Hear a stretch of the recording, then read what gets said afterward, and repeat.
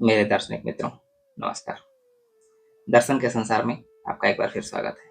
आज हम लोग रिचर्ड डॉकिंस द्वारा लिखी गई पुस्तक द गॉड डिल्यूजन की कंप्लीट समरी देखेंगे और उनके तर्कों और आलोचनाओं को भी समझेंगे, जिनके आधार पर उन्होंने ईश्वर को भ्रम करार दिया है। हम आज यह भी समझने का प्रयास करेंगे कि क्या रिचर्ड डॉकिंस ने अपने तर्कों और आलोचनाओं के दायरे में ईश्वर की सभी अवधारणाओं को समेट लिया है या फिर उनसे कुछ छूट भी गया है। द गॉड डिल्यूजन एक मशहूर किताब है जो पहली बार 2006 में प्रकाशित हुई थी। इस किताब में डॉकिंस ने धर्म और ईश्वर के विचार की तर्कसंगत और विज्ञान आधारित आलोचना की है। उनका मुख्य तर्क यह है कि ईश्वर के अस्तित्व के पक्ष में जो भी प्रमाण दिए जाते हैं वे तर्क की कसौटी पर खरे नहीं उतरते। हम लोग इस पुस्तक की चैप्टर वाइज कंप्लीट समरी समझेंगे और अंत में इस पुस्तक पर मैं अपने विचार भी बताऊंगा। इस पुस्तक के विषय में या इस समरी के विषय में यदि आपके कोई विचार अथवा सुझाव हों तो आप कमेंट बॉक्स में जरूर बताएं। और यदि अभी तक आपने हमारा चैनल सब्सक्राइब न किया हो तो कृपया चैनल सब्सक्राइब कर लें। आइए अब हम लोग समझते हैं Richard Dawkins the God delusion में हमसे क्या कहना चाहते हैं। इस पुस्तक में कुल 11 अध्याय हैं जो इस प्रकार है। अ डीपली रिलीजियस नॉन बिलीवर, एक गहरा धार्मिक नास्तिक। द गॉड हाइपोथेसिस, ईश्वर की परिकल्पना। आर्गुमेंट्स फॉर गॉड एग्जिस्टेंस, ईश्वर के अस्तित्व के पक्ष में दिए जाने वाले तर्क। Why there almost certainly no God, क्यों लगभग निश्चित रूप से ईश्वर नहीं है। द रूट्स ऑफ रिलीजन, धर्म की जड़ें। The roots of morality, why we are good, नैतिकता की जड़ें, हम अच्छे क्यों होते हैं। The good book and the changing moral zeitgeist, पवित्र पुस्तकें और बदलती नैतिक युग चेतना। What's wrong with religion, why be so hostile, धर्म में समस्या क्या है, हम इतने विरोधी क्यों हैं। Childhood abuse and the escape from religion, बचपन, शोषण और धर्म से मुक्ति। अ मच नीडेड गैप, एक खाली स्थान की जरूरत है। और अंतिम चैप्टर है conclusion, a brave new world, निष्कर्ष, एक साहसी नया संसार।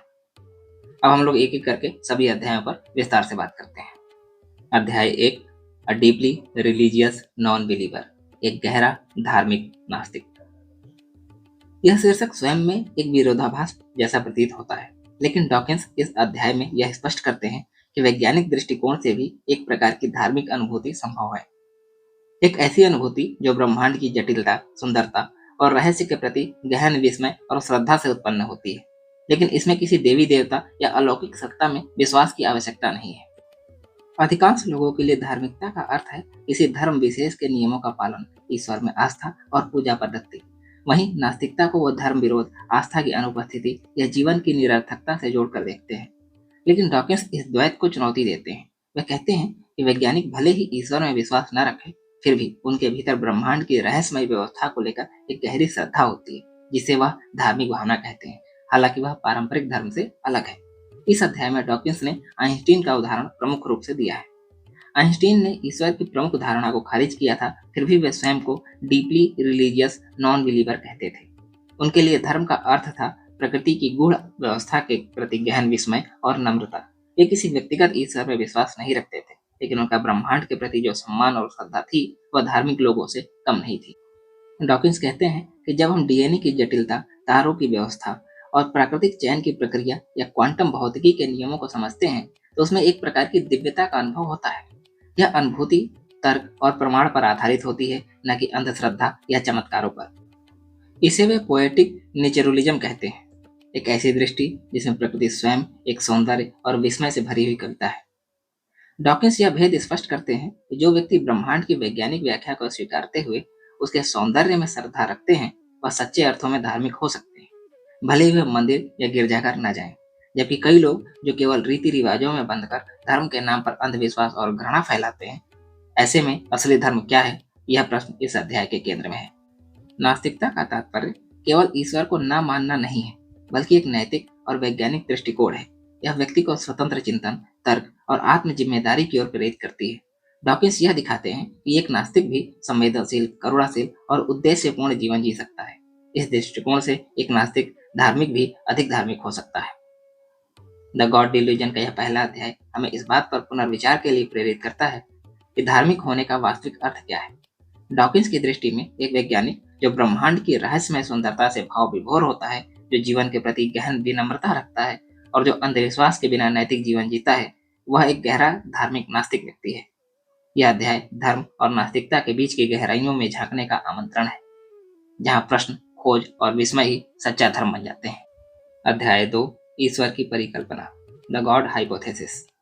द गॉड हाइपोथेसिस धर्म और विज्ञान की बहस के केंद्र में स्थित उस प्रश्न पर चर्चा करता है जो मानव सभ्यता को सदियों से आंदोलित करता रहा है। क्या ईश्वर का अस्तित्व है? इस अध्याय में डॉकिंस ईश्वर को परिकल्पना की तरह देखते हैं, एक ऐसा दावा जिसे तर्क, प्रमाण और वैज्ञानिक कसौटी पर कसा जाना चाहिए, न कि अंधभक्ति या परंपरा के आधार पर स्वीकार किया जाना चाहिए। डॉकिंस इस अध्याय की शुरुआत एक महत्वपूर्ण प्रश्न से करते हैं। जब लोग ईश्वर कहते हैं तो वे वास्तव में किसकी बात कर रहे होते हैं? क्या वह ईश्वर कोई सर्वज्ञ, सर्वशक्तिमान, सर्वव्यापक अस्तित्व है जो ब्रह्मांड को चलाता है, या वह केवल एक अमूर्त ऊर्जा है? डॉकिंस स्पष्ट करते हैं कि ईश्वर शब्द का विश्लेषण उस व्यक्तिगत ईश्वर के रूप में कर रहे हैं जो प्रार्थनाओं को सुनता है, दंड देता है, कृपा करता है और चमत्कार करता है। यह वही ईश्वर है जो अब्राहिमिक धर्मों, ईसाई, यहूदी और इस्लाम के केंद्र में है और जिसे वे एक वैज्ञानिक परिकल्पना के रूप में खारिज करते हैं। डॉकिंस कहते हैं कि यदि यह दावा किया जाता है कि ईश्वर ने ब्रह्मांड की रचना की या ईश्वर चमत्कार करता है, तो यह केवल धार्मिक विश्वास नहीं बल्कि एक वैज्ञानिक दावा भी बन जाता है, क्योंकि वह भौतिक संसार को प्रभावित करने का दावा करता है। और जब कोई दावा भौतिक संसार से संबंधित हो तो उसे प्रमाणित या खंडित किया जा सकता है। इसलिए ईश्वर है यह केवल निजी आस्था नहीं रह जाती, बल्कि यह एक परिकल्पना बन जाती है जिसका परीक्षण किया जाना चाहिए। डॉकिंस का प्रसिद्ध कथन है, the God of the old testament is arguably the most unpleasant character in the fiction. यह वाक्य उस ईश्वर की आलोचना है जो क्रोधी, ईर्ष्यालु, पक्षपाती और हिंसक बताया गया है और जिसे लोग श्रद्धा से पूजते हैं। डॉकिंस का उद्देश्य है कि पाठक ईश्वर की छवि पर पुनर्विचार करें। क्या वह सच में नैतिक और बुद्धिमान है? डॉकिंस यह भी विश्लेषण करते हैं कि मनुष्य ने ईश्वर की कल्पना क्यों की। उनके अनुसार यह एक मनोवैज्ञानिक प्रवृत्ति है। अज्ञात का भय, मृत्यु की चिंता, न्याय की आशा और उद्देश्य की खोज, इन सब ने मिलकर एक ईश्वर का निर्माण किया। यह एक सांस्कृतिक और मनोवैज्ञानिक विकास है, न कि ब्रह्मांड का कोई निर्विवाद सत्य।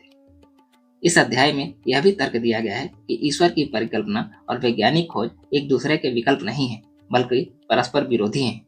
यदि हम यह मान लें कि ईश्वर ने यह किया तो जिज्ञासा वहीं समाप्त हो जाती है, जबकि विज्ञान हर क्यों का उत्तर खोजने की प्रक्रिया में है।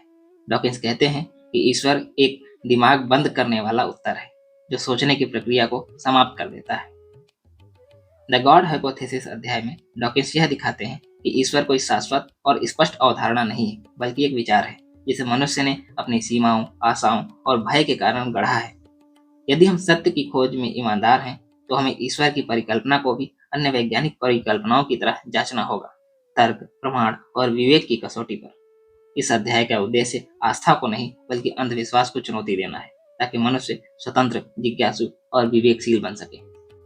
अध्याय 3, ईश्वर के पक्ष में दिए जाने वाले तर्क, arguments for the gods existence. क्या ईश्वर के अस्तित्व को तर्क द्वारा सिद्ध किया जा सकता है? क्या दर्शन, विज्ञान या नैतिकता के आधार पर हम कह सकते हैं कि ईश्वर अवश्य है? द गॉड डिल्यूजन का यह तीसरा अध्याय इन्हीं सवालों पर केंद्रित है। इस अध्याय में रिचर्ड डॉकिंस उन सभी प्रमुख तर्कों का विश्लेषण करते हैं जो ऐतिहासिक रूप से ईश्वर के पक्ष में दिए जाते रहे हैं, और वे दिखाते हैं कि क्यों वे तर्कशास्त्र की और विज्ञान की कसौटी पर टिक नहीं पाते। Ontological argument. यह तर्क कहता है, ईश्वर जिसकी परिकल्पना सबसे महानतम प्राणी के रूप में की जाती है, यदि केवल कल्पना में ही हो तो उससे भी महान एक ऐसा प्राणी होगा जो वास्तव में अस्तित्व में हो, अतः ईश्वर अस्तित्व में अवश्य है। डॉकिंस इस तर्क को कुतर्क की परिकाष्ठा मानते हैं। वे कहते हैं कि किसी परिकल्पना को केवल परिभाषा के खेल से वास्तविक नहीं बनाया जा सकता। यह भाषा और तर्क का दुरुपयोग है। You can not define something into existence. Cosmological argument.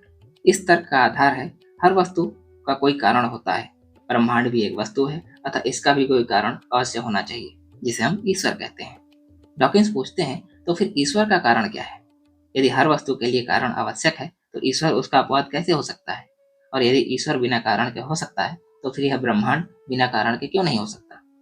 यह तर्क प्रश्न का उत्तर नहीं देता, बल्कि समस्या को एक और जटिल इकाई की तरह टाल देता है। Argument from design. यह सबसे प्रसिद्ध तर्क है।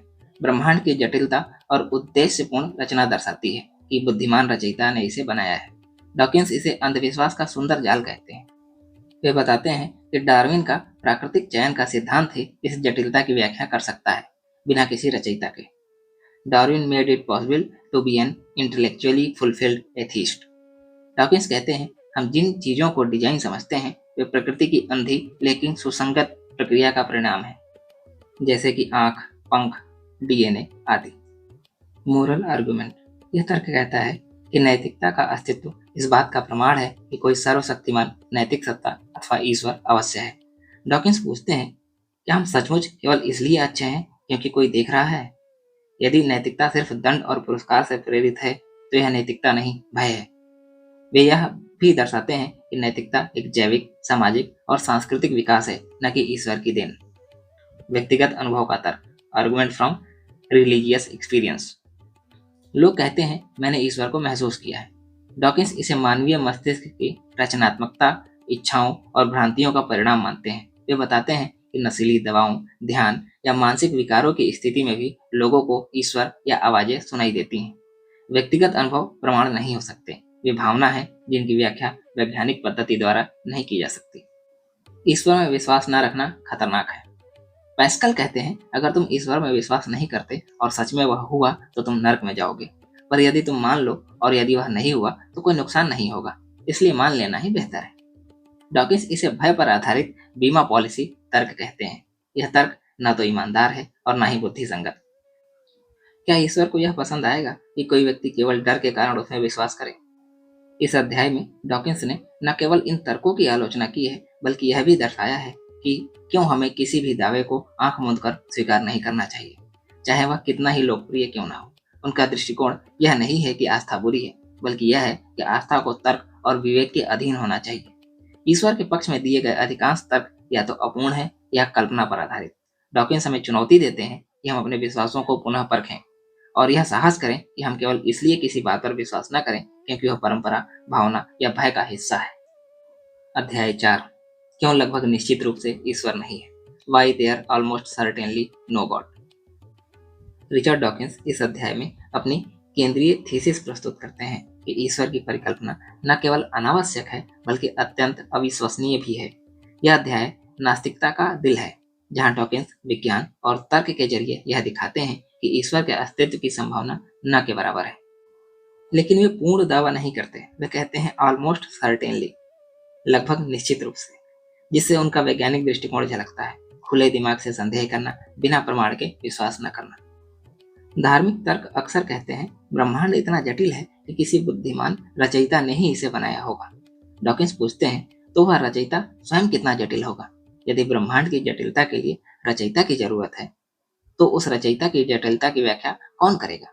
यहाँ डॉकिंस का केंद्रीय तर्क आता है। ईश्वर की परिकल्पना स्वयं एक अत्यधिक जटिल परिकल्पना है, जिसे किसी भी वैज्ञानिक या तर्कपूर्ण व्याख्या से समझना और भी कठिन हो जाता है।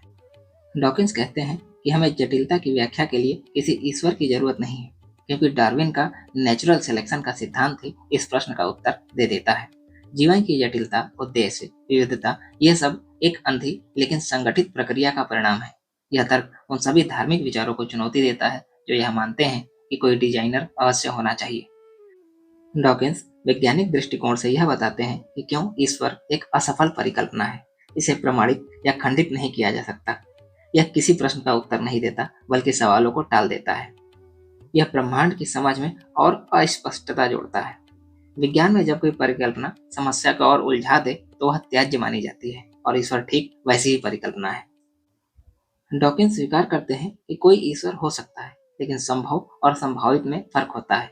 संभव वह है जो कल्पना में आ सकता है, लेकिन संभावित वह है जो तर्क और प्रमाण से सटीक रूप से अनुमानित हो। और डॉकिंस के अनुसार ईश्वर का अस्तित्व अत्यंत अल्प संभाव्यता वाला विचार है।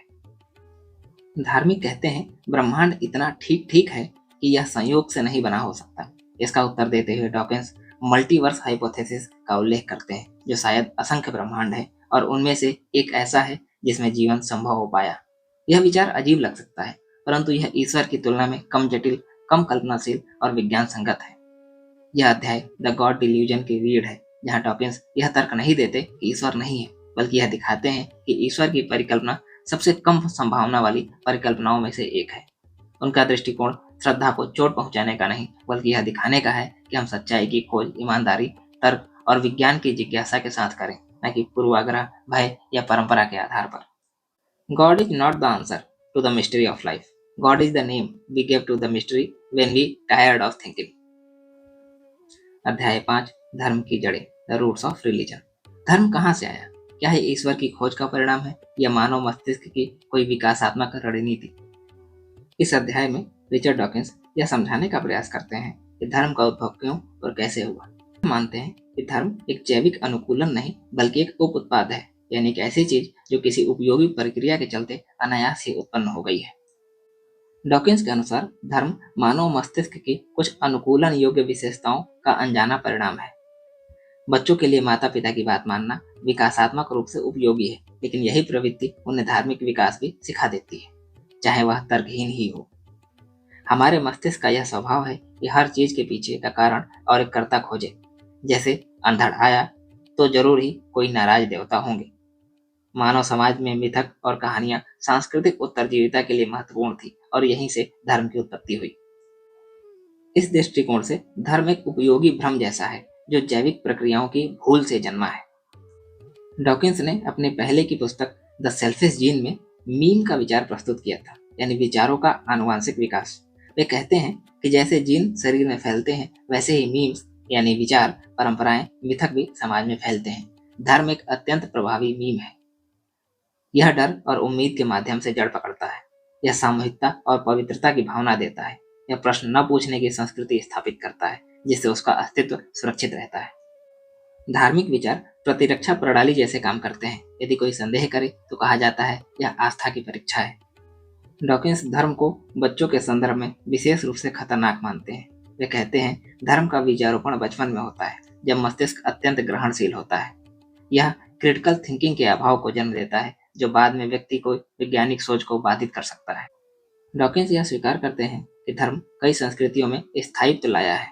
यह सामूहिक नैतिकता, समुदायबद्धता और अनुशासन को बनाए रखने का कार्य करता है। लेकिन वे यह प्रश्न उठाते हैं कि क्या ये सारे काम धर्म के बिना नहीं किए जा सकते थे? उनके अनुसार आधुनिक लोकतांत्रिक समाज में ये कार्य नैतिक शिक्षा, विज्ञान और सह अस्तित्व के सामाजिक अनुबंध द्वारा बेहतर ढंग से किए जा रहे हैं, बिना किसी दैवी डर या कर्मफल के भय के। डॉकिंस की सबसे जोरदार दलील यह है कि धर्म जो कभी समाजों में उपयोगी रहा हो सकता है अब समझदारी और ज्ञान की राह में बाधा बन गया है। अब समय आ गया है कि हम उसे वैज्ञानिक विवेक से बदल दें।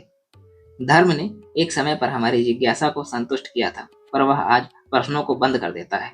इस अध्याय में डॉकिंस धर्म को एक जैविक और सामाजिक परिघटना के रूप में देखते हैं, न कि किसी दैवी सत्ता की अभिव्यक्ति के रूप में।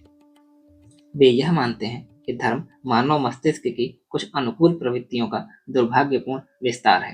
वे अंत में कहते हैं कि हमें धर्म को न तो घृणा से और न ही अंधश्रद्धा से देखना चाहिए, बल्कि समझदारी और विवेक से उसकी जड़ों को पहचानना चाहिए। Let us understand religion not as sacred but as curious fossil of our evolutionary past. अध्याय 6, नैतिकता की जड़ें, हम अच्छे क्यों होते हैं? The roots of morality. Why are we good? यह अध्याय एक महत्वपूर्ण प्रश्न उठाता है। क्या हम इसलिए अच्छे होते हैं क्योंकि धर्म हमें ऐसा करने को कहता है, या फिर नैतिकता हमारे अंदर पहले से ही है, धर्म से स्वतंत्र? रिचर्ड डॉकिंस इस अध्याय में यह साबित करने का प्रयास करते हैं कि नैतिकता की जड़ें धर्म में नहीं बल्कि मानव प्रकृति और समाज की विकास में है। यानी हम अच्छे इसलिए हैं क्योंकि हम मनुष्य हैं, न कि इसलिए क्योंकि कोई ईश्वर हमें देख रहा है। डॉकिंस बताते हैं कि नैतिकता के कई पहलू होते हैं, जैसे करुणा, सहयोग, सहानुभूति और न्याय की भावना। ये सभी विकासवाद के उत्पाद हैं। प्राकृतिक चयन ने ऐसी प्रवृत्तियों को बढ़ावा दिया जो समूह के अस्तित्व को संभव बनाती हैं। जैसे समूह में सहयोग करने वाले जीव अधिक सफल होते हैं। जो दूसरों की मदद करते हैं उन्हें भी बदले में मदद मिलती है। अपने बच्चों या परिजनों की रक्षा करना जीन के संरक्षण में सहायक होता है। इसलिए नैतिकता हमारे अंदर जैविक रूप से अंतर्निहित है। डॉकिंस बताते हैं कि धर्म की नैतिक शिक्षाएं भी समय के अनुसार बदली हैं क्योंकि समाज बदल रहा है। बाइबिल में गुलामी, युद्ध और स्त्रियों की हीनता को सामान्य माना गया, लेकिन आज वह सामान्य नहीं है। इसका अर्थ यह हुआ कि नैतिकता का स्रोत धर्म नहीं है, बल्कि धर्म समाज की नैतिकता को प्रतिबिंबित करता है। धर्म समय के साथ मानव विवेक के पीछे पीछे चलता है, आगे नहीं। धर्म अक्सर कहता है कि लोग अच्छे इसलिए हैं क्योंकि ईश्वर सब देख रहा है और बुरे कर्मों का दंड मिलेगा। डॉकिंस इसे नैतिकता नहीं बल्कि निगरानी आधारित नियंत्रण कहते हैं। उनका तर्क है यदि व्यक्ति केवल दंड के डर से अच्छा है तो वह वास्तव में नैतिक नहीं है। नैतिकता वह है जो भीतर से आती है, न कि ऊपर से थोपी जाती है। डॉकिंस यह भी मानते हैं कि जैविक प्रवृत्तियों के साथ साथ सांस्कृतिक विकास ने भी नैतिकता को गहराया है। शिक्षा, साहित्य, कला और संवाद ने करुणा और न्याय के विचार को फैलाया है। मानव अधिकार, लैंगिक समानता और जातीय सह अस्तित्व ये सब धर्म से बाहर की उपज है। इसलिए नैतिकता एक जीवित, बदलती प्रक्रिया है जो अनुभव और विवेक से बढ़ती है। डॉकिंस कहते हैं कि हम अच्छे इसलिए होते हैं क्योंकि हम एक सामाजिक प्रजाति हैं, क्योंकि सहानुभूति और करुणा हमारे मस्तिष्क की स्वाभाविक क्षमताएं हैं, क्योंकि हमने अनुभव से सीखा है कि अच्छाई ही दीर्घकालिक सुख और शांति लाती है। धर्म नैतिकता का स्रोत नहीं, बल्कि नैतिकता धर्म से कहीं पुरानी है और कहीं गहरी चीज है। यह अध्याय एक गहरे भ्रम को तोड़ता है कि नैतिकता धर्म से उत्पन्न होती है। डॉकिंस दिखाते हैं कि हम नैतिक हैं क्योंकि हम मानव हैं। हमारे विकास, सामाजिक संरचना और अनुभव ने हमें यह बनाया है। Being good for goodness sake is not only possible, it is more noble. अध्याय 7, नैतिक युग चेतना। क्या आपने कभी सोचा है कि हमारे नैतिक मूल्य समय के साथ क्यों और कैसे बदलते हैं? जो बातें पहले सामान्य मानी जाती थीं, जैसे गुलामी, स्त्री दमन या जातीय भेद, आज उन्हें अनैतिक माना जाता है। यह बदलाव क्यों और कैसे होता है?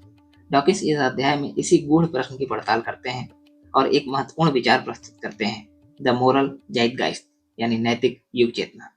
ज़ाइटगाइस्ट क्या है?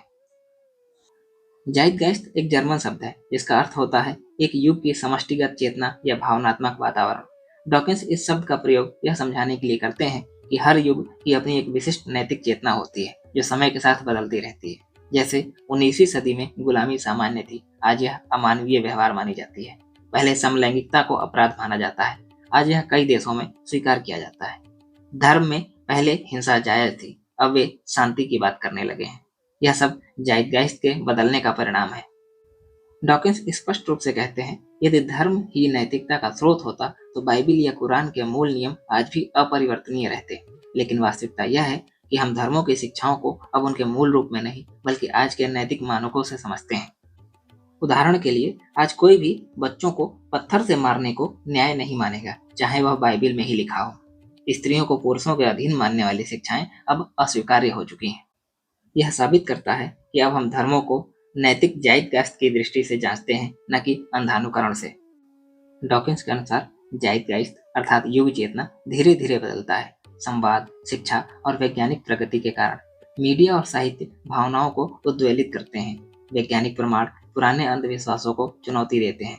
लोकतंत्र और मानवाधिकार आंदोलनों ने नैतिक बहसों को नया मोड़ दिया है। यह परिवर्तन अक्सर पहले असुविधाजनक लगते हैं, लेकिन समय के साथ यह मानवता का हिस्सा बन जाते हैं। आज के पादरी या मौलवी उन्हीं बातों पर जोर देते हैं जो आज स्वीकार्य है।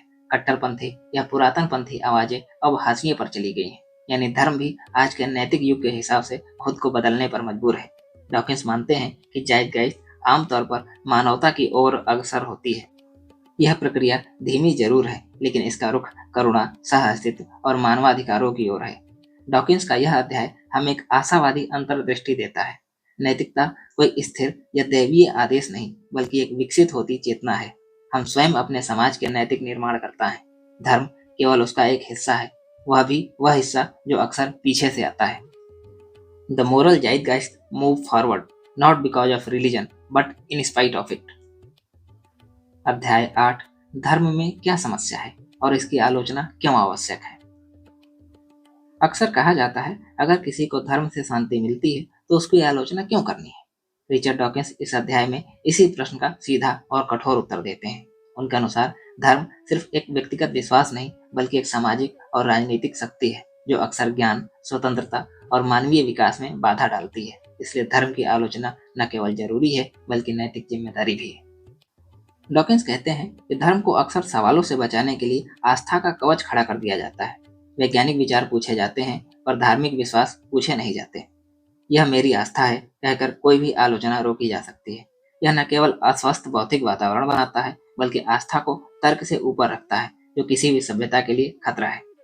डॉकिंस के सबसे भावुक विचार इस बिंदु पर आते हैं। वे कहते हैं कि बच्चे जिज्ञासा और खुले मस्तिष्क के साथ पैदा होते हैं, परंतु धर्म उन्हें पहचान, डर, पाप और परलोक की अवधारणाओं से भर देता है। एक ऐसे समय में जब वे आलोचनात्मक सोच नहीं सकते। यह एक मानसिक उपनिवेशवाद है जो स्वतंत्रता और वैज्ञानिक सोच को कुचल देता है। डॉकिंस स्पष्ट रूप से कहते हैं कि धर्म इतिहास में बार बार हिंसा, युद्ध, उत्पीड़न और कट्टरता का कारण बना है। उदाहरण के लिए धर्म युद्ध, जिहाद और आत्मघाती हमले, धर्म के नाम पर स्त्री विरोध और दलित उत्पीड़न, ईश निंदा पर मृत्युदंड। यह हिंसा इसलिए संभव हो पाती है क्योंकि धर्म प्रश्न न करने की प्रवृत्ति सिखाता है। एक शत्रु अन्य की अवधारणा गढ़ता है, एक ऐसा ईश्वर पेश करता है जो तू या मैं की लड़ाई करता है। डॉकिंस यह भी दिखाते हैं कि धर्म विज्ञान के विकास में रोड़ा बनता है। गैलीलियो और ब्रूनो को चर्च ने दंडित किया था। विकासवाद को अब भी कई धार्मिक समूह अस्वीकार करते हैं। कई चिकित्सा विरोधी विचार धार्मिक आधार पर चलते हैं। इससे समाज अंधविश्वास, डर और विज्ञान विरोधी सोच की ओर झुकता है। डॉकिंस का मानना है कि धर्म एकमात्र ऐसा क्षेत्र है जिसे विशेष छूट दी जाती है, जबकि राजनीति, विज्ञान, संस्कृति सभी आलोचना के दायरे में आते हैं। लेकिन धर्म की आलोचना जरूरी है क्योंकि यह सत्ता और मनुष्यता के बीच टकराव है, यह बुद्धि और भय के बीच संघर्ष है, यह आजादी और नियंत्रण के बीच युद्ध है। Respect for religion has become a barrier to thinking. इस अध्याय में धर्म को एक अपराध मुक्त क्षेत्र मानने के भ्रम को तोड़ा गया है। डॉकिंस यह दिखाते हैं कि धर्म प्रश्नों से ऊपर बन जाता है तो वह मानवता को नीचे गिरा देता है। धर्म जैसे हर विचार को प्यार और तर्क से परखा जाना चाहिए, और जहां वह हिंसा, भेदभाव या अंधता फैलाए वहां उसे निर्भयता से चुनौती देना ही सच्ची मानवता है। अध्याय 9, धर्म और बाल शोषण, आस्था के नाम पर मासूमियत की हत्या, childhood abuse and the escape from religion. Richard Dawkins इस अध्याय में धर्म के एक अत्यंत संवेदनशील और गंभीर पहलू को उठाते हैं, बचपन पर धर्म का प्रभाव। वह यह दावा करते हैं कि जब बच्चों को बिना विकल्प दिए धार्मिक विचारों में ढाला जाता है तो यह मानसिक और भावनात्मक शोषण के बराबर होता है। यह अध्याय धर्म की आलोचना से आगे बढ़कर बचपन की स्वतंत्रता और मानसिक स्वच्छता की वकालत करता है। डॉकिंस कहते हैं कि बच्चा ईसाई या मुसलमान नहीं हो सकता, वह केवल अपने माता पिता की संस्कृति में पला है, उसकी अपनी कोई मान्यता नहीं होती। वे तर्क देते हैं कि जैसे हम कोई बच्चा मार्क्सवादी बच्चा या भाजपाई बच्चा नहीं कहते हैं, वैसे ही धार्मिक पहचान थोपना भी अनुचित है। डॉकिंस कहते हैं कि धर्म केवल संस्कार या पूजा पद्धति नहीं सिखाता, अक्सर डर और दंड का भाव भी भरता है। अगर तुमने गलत किया तो नरक में जाओगे, ईश्वर सब देख रहा है, तुम्हारे विचार भी। यह डर एक आध्यात्मिक आतंक बन जाता है जो बच्चे के मस्तिष्क में स्थायी भय, अपराध बोध और आत्महीनता को भर देता है। डॉकिंस उदाहरण देते हैं कि कुछ वयस्कों ने कबूल किया है कि बचपन में नरक के डर ने उनके मानसिक स्वास्थ्य को गंभीर रूप से प्रभावित किया था। डॉकिंस कहते हैं कई मामलों में मानसिक शोषण, जैसे बच्चे को तू पापी है, तू ईश्वर को दुखी कर रहा है कहना, यौन शोषण से भी अधिक दीर्घकालिक मानसिक क्षति कर सकता है। वह यह नहीं कहते कि यौन शोषण कम खतरनाक है, बल्कि यह कि धार्मिक गिल्ट और भय उतना ही गहरा जख्म छोड़ता है और इनकी रिपोर्टिंग या पहचान कर पाना भी बहुत कठिन है। डॉकिंस अपने इस अध्याय में कई धर्मगुरुओं द्वारा बच्चों का शोषण किए जाने का उल्लेख करते हैं। उन्होंने दिखाया कि कैसे ये संस्थाएं अपने दोषियों को बचाने में लगी रहती हैं और कैसे धार्मिक सम्मान ने उन्हें लंबे समय तक कानून से ऊपर बना दिया है। इससे यह सिद्ध होता है कि अंध धार्मिक विश्वास न केवल शोषण को जन्म देता है बल्कि उन्हें संरक्षित भी करता है। अंत में डॉकिंस इस बात पर जोर देते हैं कि बच्चों को तथ्यों और विकल्पों के साथ शिक्षा दी जानी चाहिए। कोई भी विचार, चाहे धार्मिक हो या वैज्ञानिक, प्रश्नों से परे नहीं होना चाहिए। बच्चों को यह अधिकार है कि वे बड़े होकर स्वयं तय करें कि वे क्या मानना चाहते हैं। यह स्वतंत्रता ही सच्ची शिक्षा है और यही धर्म से मुक्ति का पहला कदम है। डॉकिंस इस अध्याय में धर्म को बच्चों की मासूमियत के सबसे बड़े शत्रु के रूप में चित्रित करते हैं, न केवल इसलिए कि वह डर और अपराध बोध पैदा करता है, बल्कि इसलिए कि यह प्रश्न करने की क्षमता को कुंद कर देता है। Let children choose their own way, don't program them with guilt, hell और ब्लाइंड बिलीफ। अध्याय 10, एक जरूरी अंतराल, विज्ञान, रहस्य और अनुभूति की खोज। इस अंतिम अध्याय में रिचर्ड डॉकिंस एक संतुलनकारी स्वर अपनाते हैं। वे उन लोगों को संबोधित करते हैं जो कहते हैं हम आस्तिक हों या नास्तिक, पर कुछ तो ऐसा जरूर है जो इस ब्रह्मांड में रहस्यमय है और जिसे महसूस किया जा सकता है। डॉकिंस इस भाव को स्वीकारते हैं, पर स्पष्ट करते हैं कि इस अवर्णनीय अनुभव को ईश्वर कह देना बौद्धिक आलस है, बल्कि वे विज्ञान और अनुभूति के बीच एक जरूरी अंतराल को पहचानने और समझने की बात करते हैं। डॉकिंस बताते हैं कि बहुत से लोग ईश्वर शब्द का प्रयोग व्यापक रहस्य, विस्मय या ब्रह्मांडीय सौंदर्य के लिए करते हैं, न कि किसी व्यक्तिगत सृष्टिकर्ता के लिए। लेकिन जब यह अस्पष्टता बनी रहती है तो विज्ञान और दर्शन के बीच संचार में भ्रम पैदा होता है। धार्मिक विचारों को बिना सवालों के प्रवेश मिल जाता है। डॉकिंस इस शब्द प्रयोग के खिलाफ हैं। उनका आग्रह है कि अगर आप रहस्य की बात कर रहे हैं तो रहस्य कहिए, ईश्वर नहीं। कई लोगों को लगता है कि विज्ञान केवल तथ्यों की बात करता है और रहस्य या सुंदरता की भावना छीन लेता है, लेकिन डॉकिंस इसका खंडन करते हैं। जब हम डीएनए की संरचना समझते हैं तो वह कम रहस्यमय नहीं है और अधिक विस्मयकारी ही है। तारों की उत्पत्ति, जीवन की जटिलता या चेतना के रहस्य, ये सब विज्ञान की आंखों से और गहरे अनुभव किए जा सकते हैं। डॉकिंस कहते हैं, science is not cold but it is a poetry of motion. Dawkins इस अध्याय में एक गहरी तुलना करते हैं, यानी जो लोग विनम्र रहस्य बोध की बात करते हैं वे अक्सर विज्ञान के ज्यादा करीब होते हैं, न कि धर्म के। डॉकिंस यह स्पष्ट करते हैं कि नास्तिकता का अर्थ भावनाओं की कमी नहीं है, बल्कि एक नास्तिक तारों को देखकर उतना ही अभिभूत होता है, किसी महान काव्य के संगीत में उतना ही अधिक डूब सकता है, जीवन की जटिलता को उतनी ही विनम्रता से अनुभव कर सकता है जितना कि कोई आस्तिक। और अंतिम अध्याय में डॉकिंस हमें धर्म से बाहर आकर ज्ञान और जिज्ञासा की यात्रा शुरू करने का निमंत्रण देते हैं। द गॉड डिल्यूजन, यह पुस्तक नकारात्मकता नहीं बल्कि प्रकाश की ओर बढ़ने की प्रेरणा है। डॉकिंस हमें धर्म के भ्रम जाल से मुक्त करके विज्ञान, तर्क और सौंदर्य के खुले आकाश में उड़ने का आमंत्रण देते हैं। डॉकिंस अंत में कहते हैं, हमें ईश्वर की जरूरत नहीं, क्योंकि ब्रह्मांड पहले से ही इतना अद्भुत है। यह थी रिचर्ड डॉकिंस द्वारा लिखी गई पुस्तक द गॉड डिल्यूजन की कंप्लीट समरी। अब जब हम लोगों ने रिचर्ड डॉकिंस की पुस्तक को समझ लिया है तो आइए एक विश्लेषण करते हैं, विशेषकर यह देखते हुए कि क्या उनकी आलोचना पूर्वी धर्मों और दर्शन पर भी उतनी ही लागू होती है जितनी कि पश्चिमी एकेश्वरवाद पर। रिचर्ड डॉकिंस की द गॉड डिल्यूजन पढ़ते हुए यह महसूस होता है कि वह तीखे तर्कों और वैज्ञानिक दृष्टिकोण से सुसज्जित होकर ईश्वर की अवधारणा पर हमला बोलते हैं। लेकिन प्रश्न यह है कि वह किस ईश्वर को खारिज कर रहे हैं? क्या उनकी आलोचना सभी धार्मिक परंपराओं में पाए जाने वाले ईश्वर के विचार पर लागू होती है, या वे विशिष्ट रूप से यहूदी, ईसाई और इस्लामी परिकल्पना को ही निशाना बनाते हैं?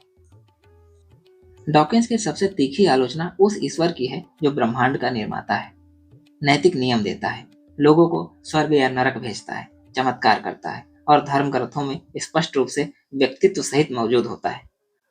यह परिभाषा सीधे तौर पर अब्राहमिक परंपराओं के ईश्वर पर लागू होती है, अर्थात यहूदी धर्म, ईसाई धर्म और इस्लाम धर्म पर।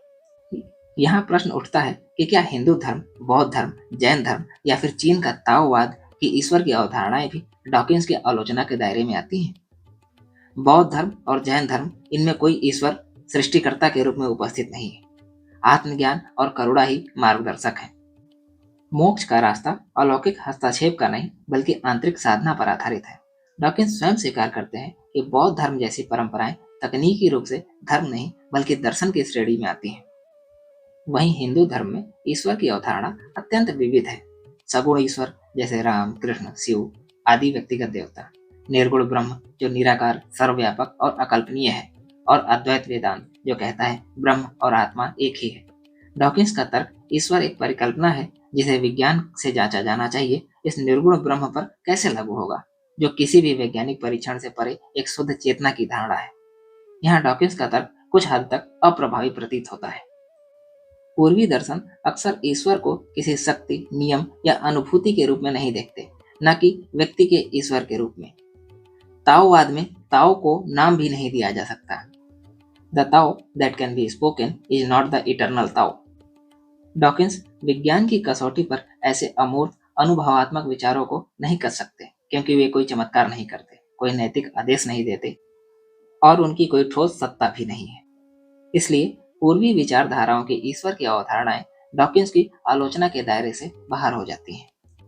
यहाँ यह जानना भी महत्वपूर्ण हो जाता है कि द गॉड डिल्यूजन में डॉकिंस पूर्वी धर्म की अवधारणाओं, वेद और उपनिषदों की गहराई में उतरने का प्रयास नहीं किया है। उनके लिए धर्म अक्सर पादरी, गिरजाघर, कुरान, बाइबिल और क्रूस तक ही सीमित रहा है। साथ ही डॉकिंस की आलोचना उन सभी ईश्वरों पर लागू हो जाएगी जो अंधविश्वास पर आधारित है। इसलिए हम यह मान सकते हैं कि रिचर्ड डॉकिंस की ईश्वर विरोधी विचारधारा एक ठोस तर्कशास्त्रीय विद्रोह है, पर उसका लक्ष्य सीमित है। यह उन धार्मिक व्यवस्थाओं के विरुद्ध है जो अंधविश्वास को विज्ञान के ऊपर रखती हैं, नैतिकता को केवल ईश्वर से जोड़ती हैं और धर्म के नाम पर भय और नियंत्रण फैलाती हैं। लेकिन जब हम पूर्वी दर्शन को देखते हैं, जहाँ ईश्वर अनुभव है, सत्ता नहीं, वहाँ डॉकिंस की आलोचना लागू नहीं हो पाती। मेरा मानना है कि डॉकिंस की पुस्तक जरूरी है, लेकिन पूरी नहीं। यह विज्ञान की मसाल को लेकर अब्राहिमिक अंधकार में प्रवेश करती है, पर पूर्वी रात्रियों की मौन की गहराई को वह जान नहीं पाती। जहाँ पश्चिम का ईश्वर प्रमाण मांगता है, वहीं पूरब का ब्रह्म मौन और गहरे ध्यान में प्रकट होता है। यह थी रिचर्ड डॉकिंस की पुस्तक द गॉड डिल्यूजन। आपको हमारा यह प्रयास कैसा लग रहा है, कमेंट बॉक्स में बताइए। और अभी तक यदि आपने हमारा चैनल सब्सक्राइब ना किया हो तो कृपया चैनल सब्सक्राइब कीजिए और अपने दोस्तों में भी शेयर कीजिए। जिज्ञासा बनाए रखिए और नए ज्ञान अर्जित करते रहिए। हम मिलते हैं आपसे किसी नए वीडियो में। धन्यवाद।